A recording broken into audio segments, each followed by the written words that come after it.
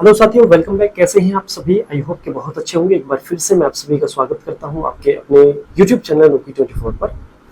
तो साथियों, जैसा कि आपको मालूम है कि इसी चैनल के माध्यम से मैं हर रोज आपके लिए किसी नई भर्ती के बारे में एक बहुत ही शानदार अपडेट लेकर आता हूं। तो आज एक ऐसी पुलिस की भर्ती पर मैं बात करूंगा जिसका लगभग सभी को सपना होता है कि हम उस स्टेट में जाके पुलिस में भर्ती हो जाए।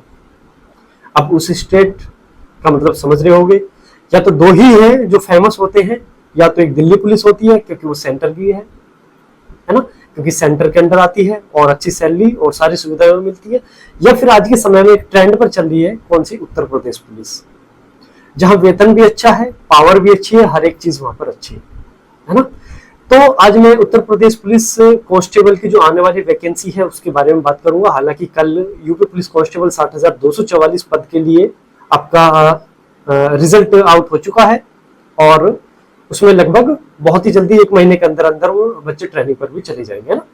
अब जब वो ट्रेनिंग पर चले जाएंगे तो जाहिर सी बात है एक नई वैकेंसी बिल्कुल तैयार खड़ी हुई है। आप बार बार सुन रहे होंगे कि विधानसभा में माननीय मुख्यमंत्री योगी आदित्यनाथ जी के द्वारा आप बार बार सुन रहे होंगे, पहले उन्होंने कहा था कि हम इस जो वैकेंसी है जो वर्तमान में चल रही है 60,244, इसको ट्रेनिंग पर भेज रहे हो, साथ ही साथ 30,000 और नए पदों के लिए हम तैयारी कर रहे हैं। लेकिन उसके लगभग तुरंत बाद ही उन्होंने फिर दूसरा या तीसरे दिन उन्होंने फिर एक और अपने भाषण में एक बार और फिर बोला विधानसभा में कि हम 35,000 पदों पर हम तैयारी कर रहे हैं। और फाइनली उसका आपने कटिंग भी देखी होगी कि भर्ती बोर्ड के द्वारा प्रस्ताव भी भेज दिया गया है गवर्नमेंट के पास, सरकार के पास, है ना, कि 35,000 की बहाली करिए, है ना। तो लगभग कहने का मतलब यही है कि वो जो कार्य है उसमें बहुत ही फास्ट तरीके से चल रहा है। तो जैसे भर्ती बोर्ड लगा हुआ फास्ट तरीके से 35,000 वैकेंसी के लिए नोटिफिकेशन आउट करने के लिए, इसी तरह से फास्ट तरीके से आप भी तैयार हो जाइए इसमें, है ना। तो चलिए आज की इस वीडियो में हम यही जानेंगे कि यूपी पुलिस कांस्टेबल में क्या बदलाव होने वाला है नोटिफिकेशन में, है। सबसे पहली चीज 100 के 100% बदलाव होगा। अब वो बदलाव क्या होगा पहले वो समझ लीजिए, है ना, और एक एक पॉइंट पर अच्छे से हम चर्चा करेंगे ताकि आपको किसी परेशानी का सामना न करना पड़े और अच्छे से आपकी तैयारी भी हो जाए। तो चलिए शुरू करते हैं आज की इस वीडियो। तो साथियों, जैसा कि आपको मालूम है कि हम बात कर रहे हैं उत्तर प्रदेश पुलिस कांस्टेबल यानी कि यूपी पीआरपीबी रिक्रूटमेंट 2025 की, जिसमें यूपी कांस्टेबल की भर्ती के बारे में हम बात करेंगे, है ना, जिसमें 35,000 से अधिक पद आने की पूरी संभावना है। क्योंकि संभावना इसलिए है कि इधर उधर से न्यूज नहीं आई है, बल्कि डायरेक्ट उत्तर प्रदेश के माननीय मुख्यमंत्री योगी आदित्यनाथ जी के द्वारा ही ये कहा गया है। तो इसमें अब सबसे पहली चीज आ जाती है कि नोटिफिकेशन कब आ रहा है, और यानी कि ऑनलाइन आपके कब से हो रहे हैं ना। तो देखिए, ये ऑनलाइन के बारे में बात करूं कि एक फिक्स डेट की तो जानकारी नहीं है, हाँ, लेकिन इतना जरूर है कि मई में आपके फॉर्म आने की पूरी संभावना है ना। क्योंकि जो अभी रिजल्ट आया है मार्च में और ये अप्रैल में 100% ये ट्रेनिंग चले जाएंगे, वो ट्रेनिंग हो जाएंगे 100%, है ना, अप्रैल के लास्ट में। तो मई में आपकी पूरी संभावना है, क्योंकि प्रस्ताव भेजा जा चुका है सरकार के पास भर्ती बोर्ड के द्वारा। अब उसको पास होने में ज्यादा समय नहीं लगेगा, ठीक है। तो आपकी भर्ती बिल्कुल तैयार है, बस अब आपके तैयार होने का इंतजार है, ठीक है। वहीं अगर मैं इसमें लास्ट डेट तो 1 महीने का समय मिलता है, ये आपको बहुत अच्छे से जानकारी होगी। और फीस की जो लास्ट डेट होती है वही जो फॉर्म की होती है वही फीस की होती है ना। वहीं अगर मैं इसमें फीस की बात करता हूँ कि आखिर फीस क्या लगने वाली है, चाहे आप जनरल से हैं, चाहे ओबीसी से हैं, चाहे AWS से हैं, या फिर आप अदर स्टेट से हैं, किसी, है ना। तो इसमें जो आपकी फीस रहती है, सभी को मालूम है कि उत्तर प्रदेश में 400 रुपए फीस लगती है। कितनी? 400 लगती है। और ऑनलाइन फॉर्म भरा जाता है, तो ऑनलाइन ही फीस जमा होती है। फीस जमा करना चाहे क्रेडिट कार्ड से कर दो, चाहे डेबिट कार्ड से कर दो, या नेट बैंकिंग से कर दो, या मोबाइल वॉलेट, किसी भी वे से आप फॉर्म की फीस जमा कर सकते हो। ऑनलाइन फीस आपकी जमा होगी, ये भी आप अच्छे से समझ लीजिए, ठीक है। अब साथियों बात कर लेते हैं इसमें एज की, क्या आखिर एज क्या मांगी जाए, क्योंकि देखिए सबसे बड़ा उलटफेर होने वाला है इस भर्ती में एज के लिए, है ना। और एज पर ही आपको ज्यादा फोकस देना है। वो क्या है समझ लीजिए। यूपी कांस्टेबल रिक्रूटमेंट 2025 में एज डिटेल के बारे में हम बात करेंगे। न्यूनतम आयु मांगी जाती है साथियों इसमें 18 वर्ष, यानी कि जिस भी हमारे साथी, चाहे वो लड़का हो या फिर लड़की हो, 18 वर्ष अगर आयु कर ली है तो इस फॉर्म को सबमिट कर सकता है। लेकिन अधिकतम आयु में इसमें बहुत गड़बड़ होने वाली है। कैसे होने वाली है कि न्यूनतम तो 18 होगी, लेकिन अधिकतम केवल 22 वर्ष है। अब पिछली भर्ती की बात कर लेता हूं जो 60,244 पर थे, उसमें जो अधिकतम आयु दी गई थी जनरल के लिए वो 25 वर्ष दी गई थी, यानी कि 3 वर्ष की छूट दी गई थी। इसमें पहले 22 करी, लेकिन 3 वर्ष की छूट देकर इसको 25 कर दिया गया।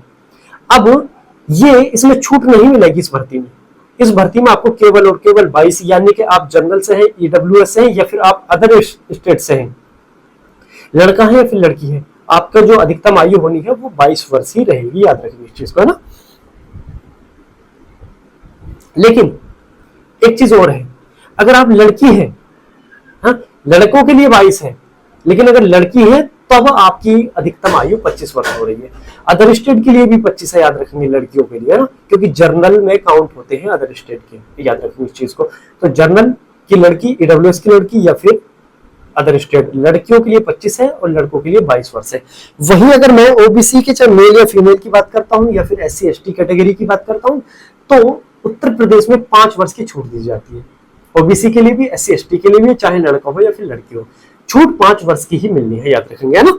वहीं अगर मैं वैकेंसी की बात कर रहा हूँ पोस्ट की, तो 35,000 से अधिक आपके पोस्ट आएंगे, चाहे वो कितने भी अधिक हो जाए, चाहे एक ही फालतू आए, लेकिन आएगा 35,000 से अधिक ही, है ना। अब ये जो 35,000 होंगे, इसमें आपका जीडी और आपका पीएससी दोनों होंगे, है ना। जो थानों पर काम करते हैं वो वाला फोर्स भी, और उसके अलावा जो एक विशेष परिस्थिति में जो आपको उपस्थित होता है, जिसको हम पीएससी बोलते हैं उत्तर प्रदेश में, जिसका दबदबा होता है वाकई, जिसके नाम से वाकई पब्लिक कांपती है वहां पर कि पीएससी आ गई, है ना, उसके भी इसमें पद होंगे, ठीक है। और महिला पुरुष दोनों के लिए होंगे पीएससी में भी पद, है ना, याद रखेंगे इस चीज को। जो पद है 35,000 से अधिक, ये महिला और पुरुष दोनों के लिए होंगे। अब साथियों बात कर लेते हैं इसमें सिलेक्शन प्रोसेस की, क्या आखिर सिलेक्शन प्रोसेस यानी कि भर्ती प्रक्रिया क्या रहनी है, और इसका एग्जाम पैटर्न क्या रहना है, और इसकी सैलरी, हर एक चीज पर पूरी तरह से अच्छे से डिस्कस करेंगे ना। सिलेक्शन प्रोसेस की अगर मैं बात करता हूँ, सिलेक्शन प्रोसेस, तो सबसे पहले इसमें आपको मालूम है कि रिटर्न एग्जाम होता है ना, रिटर्न एग्जाम होगा। उसके बाद में आपका जो भी भागदौड़ है, नापतोल है, डॉक्यूमेंट वेरिफिकेशन है, वो होता है आपका, यानी कि फिजिकल होगा, फिजिकल के बाद में डॉक्यूमेंट वेरिफिकेशन होगा, उसके बाद में आपका मेडिकल होता है, और फाइनल मेरिट लगकर आपका सिलेक्शन हो जाता है। ये स्टेप्स है जिनके लिए आपको फाइनल सिलेक्शन तक पहुंचने के लिए आपको इनसे गुजरना होगा, है ना। वहीं अगर मैं इसमें आपका एग्जाम पैटर्न की बात करता हूं, तो इसमें 4 आपके सब्जेक्ट होते हैं, जो सिलेबस है 4 सब्जेक्ट है, कौन कौन से, हिंदी है, मैथ है, रीजनिंग है और जीके है आपकी, है ना। अब इसमें अगर मैं नंबर ऑफ क्वेश्चंस की बात करता हूं, तो सबसे अच्छी चीज ये है कि इसमें लगभग 37-38 प्रश्न दिए गए हैं रीजनिंग के सिलेबस में, है ना, सिलेबस के अकॉर्डिंग। लेकिन आप जब पेपर करोगे, जब वहां देखोगे, तो लगभग 65 से 70 जो प्रश्न होते हैं वो रीजनिंग के होते हैं, क्योंकि इसलिए बढ़ जाते हैं वो, जो मैथ का जो बेसिक होता है, मैथ के कुछ चैप्टर्स हैं जो रीजनिंग में ऐड कर देते हैं, जिन्हें, जिसके लिए कह सकते हैं कि रीजनिंग से 65 से 70 प्रश्न हो जाते हैं, इसलिए सिलेक्शन लेना और आसान हो जाता है, क्योंकि रीजनिंग करना आसान होता है ना, याद रखेंगे इस चीज को। तो जीके, हिंदी, मैथ और रीजनिंग, टोटल प्रश्न की बात करता हूं तो साथियों 150 आते हैं, लगभग 70 के समथिंग रीजनिंग के हो जाएंगे, बाकी 80 में आपका जीके, मैथ और आपका हिंदी, ये सब, है ना। लगभग हिंदी के 37-38 प्रश्न आते हैं, है ना, आसपास के ही रहते हैं, 37 या फिर 38, ठीक है। 150 प्रश्न होंगे, 300 नंबर के होंगे, यानी कि एक प्रश्न आपका 2 नंबर का होगा, और आपको समय दिया जाएगा इस पेपर करने के लिए 2 घंटे का, यानी कि 120 मिनट का। कितना? 120 मिनट का। निगेटिव मार्किंग होती है, निगेटिव मार्किंग होती है 0.5 की, निगेटिव मार्किंग 0.5 की, है ना, ये भी अच्छे से समझ लीजिए। निगेटिव मार्किंग होती है तो कितने की होती है, वो होती है आपकी 0.5 की, है ना, इतना आप समझ लीजिए 0.5 की, ठीक है। अब आगे बढ़ते हैं, आगे बढ़कर देखिए कि इसमें आखिर आपकी वेतन कितना बनने वाला है महीने में, इतना समझ लीजिए। सैलरी पे डिस्कस करेंगे, तो पे बैंड की अगर मैं बात करता हूं, 5,200 से 20,200 इसका पे बैंड बनता है। वही ग्रेड पे की बात करता हूं तो 2,000 इसका ग्रेड पे है, कितना? 2,000 ग्रेड पे। देखिए आपको लग रहा होगा, कुछ हमारे साथी ऐसे होंगे जिनको मालूम होगा ग्रेड पे का चक्कर क्या है, और कुछ ऐसे होंगे जिनको नहीं पता होगा, तो ये सोच रहे होंगे यार 2,000 क्या है ये चीज। लेकिन एक चीज बताऊं, अगर 2,000 में अगर 100 रुपए भी बढ़ जाए, अगर 2100 भी हो जाए, तो सैलरी पे बहुत इफेक्ट पड़ता है इस चीज से। तो 2,000 आपका ग्रेड पे होता है, जिससे सैलरी डेवलप होती चली जाती है, बढ़ती चली जाती है ना। क्योंकि जैसे अगर मैं मध्य प्रदेश की बात करता हूं तो वहां केवल 1900 है और उत्तर प्रदेश में 2,000 है, तो सैलरी में जो अंतर बनता है वो ग्रेड पे के माध्यम से बनता है ना। वहीं 21,700 से 69,100 रुपए तक आपका वेतन बनेगा। 21,700 का मतलब है कि आपकी बेसिक होती है, जो आपका वेतन मिलेगा 21,700 तो मिलेगा ही। इसके अलावा इसके साथ में जो अदर अनाउंस जुड़ेंगे, जैसे एचआरए जुड़ेगा आपका, यानी कि होम का जो आपका किराया मिलता है मकान का, वो जुड़ेगा इसमें, खाने का, आपके घूमने फिरने का, पेट्रोल का, है ना, वर्दी भत्ता, ये वो फलाना जितने भी होते हैं मतलब भत्ते, वो इसमें जुड़ जाएंगे। जैसे डी है ना, महंगाई भत्ता है, वर्तमान में 53% चल रहा है। अब 21,700 में अगर हम 53% सॉरी, है ना, 53% और जोड़ दें तो लगभग आपकी 35,000 के आसपास का तो सैलरी वैसी बन जाती है। तो कहने का मतलब 35 से 40 के बीच में आपकी पहली इसमें वेतन आपको मिल जाएगी। बेसिक हो जाता है 21,700। अब साथियों इसमें बात करेंगे हम फिजिकल की, कि इसमें आखिर फिजिकल आपका क्या मांगा जाएगा, महिला और पुरुष दोनों के लिए, है ना। तो हाइट की अगर मैं बात करता हूं, सबसे पहले 168 सेंटीमीटर पुरुषों के लिए होती है, महिलाओं के लिए 152 सेंटीमीटर होती है ना। वही एसटी कैटेगरी के अगर आप है, एसटी कैटेगरी से अगर पुरुष है तो आपकी हाइट 160 सेंटीमीटर है ना, और अगर एसटी कैटेगरी से आप महिला है तो 147 सेंटीमीटर आपकी हाइट, ठीक है। चेस्ट की मैं बात करता हूं तो 79 से 84, 5 सेंटीमीटर के फुलाव के साथ में, ये हो जाती है जनरल, ओबीसी, ईडब्ल्यूएस और एससी कैटेगरी।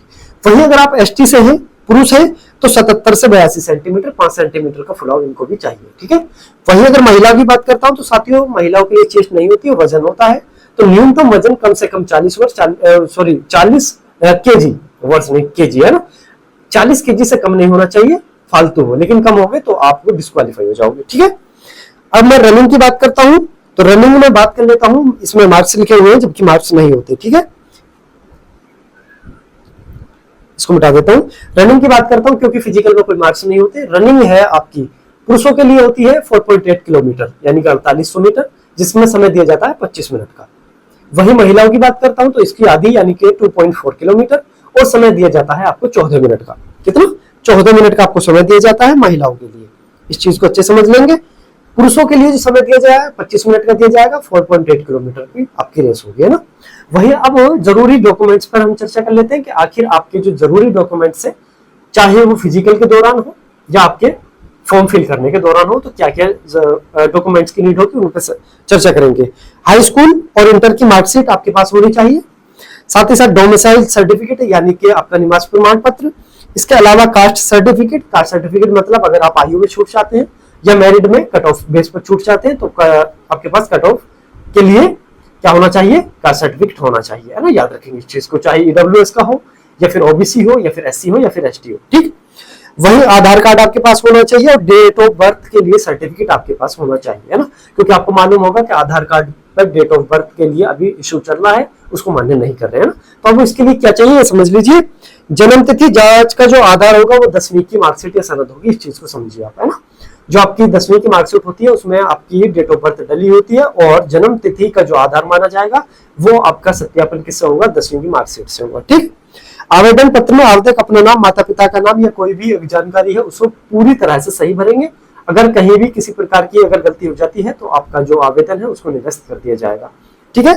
प्रमाण पत्रों में यदि कोई भिन्नता पाई जाती है उम्मीदवार की उम्मीदवारी को क्या कर दिया जाएगा, रद्द कर दिया जाएगा। प्रमाण पत्रों में भिन्नता की मतलब है जैसे आपकी 10वीं 12वीं की मार्कशीट है और 10वीं की मार्कशीट में आपका नाम कुछ और है और 12वीं की में कुछ और है, या आपका एड्रेस कुछ और है और 12वीं की में कुछ और है। यानी कि अगर कुछ भी अगर डिफरेंट आता है, कुछ भी फर्क आता है, चाहे पूरा एड्रेस में हो या फिर स्पेलिंग में भी अगर कुछ मिस्टेक है, तब भी आपकी ये भिन्नता मानी जाएगी और इसके आधार पर आपको डिस्क्वालीफाई कर दिया जाएगा।